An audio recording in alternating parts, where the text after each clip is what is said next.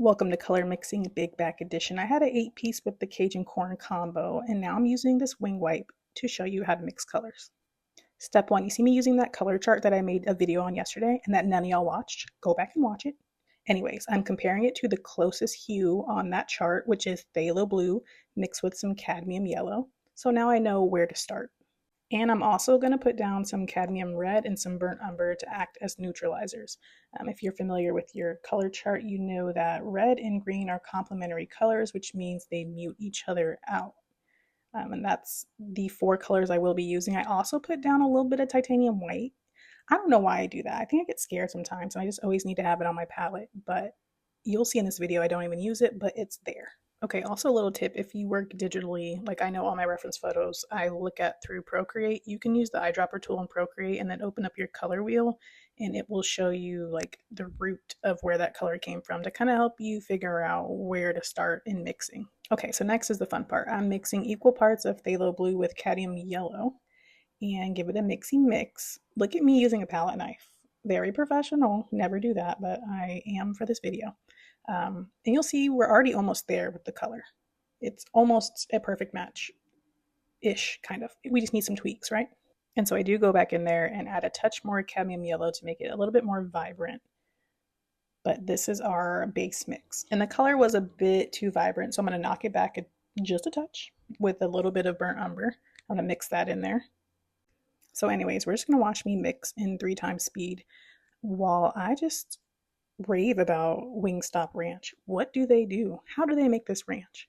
Why does it taste so good?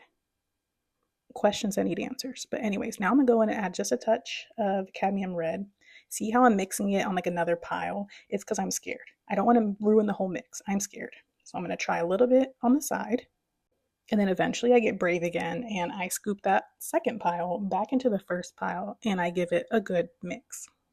And honestly, looking at it now, hindsight, it look a little bit dark, okay, but I also operate on a good enough mindset where like I don't care to get the exact color. I just like good enough. Some people aren't like that. I get it. But as you can see, yes, it's too dark. Whoopsies. So I'm just going to go in there, add a little bit more of the cadmium yellow and mix that in a third pile I've made at the bottom because once again, I'm scared to mix it in the whole thing. I don't know. Just bear with me, right? Now I'm testing that out. And now we're just like, it's like Goldilocks. It's too light. It's too light. But also, like I said, I operate on the good enough. So I would have used this color and not thought anything of it. But for video purposes, now I'm trying to get the right color. So I added more blue. And you'll see I'm doing it in small increments. Just small, subtle changes until I get closer to the color I was aiming for. And I'll just repeat these like iterations, if you will, until I reach the good enough stage, which honestly I reached it like the first time, but for you all, I'm trying my darndest. I am really trying here. Bear with me. And I think here I reached the point where I said, this is as far as I'm willing to go. And there you go. Like at this point, I really was being an overachiever. I would not have taken it this far, but I'm going to test it on the packet. And you can see, I mean, it blends pretty well. Is it perfect? No. Do I care? Also, no. But yeah, I think that's close enough. And that's kind of like my thought process that I go through when I'm trying to mix colors.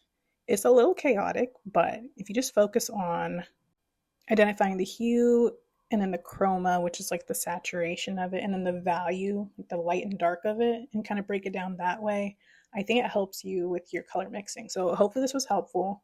If you have any questions, please drop them in the comments, and I will be more than happy to respond. But happy painting!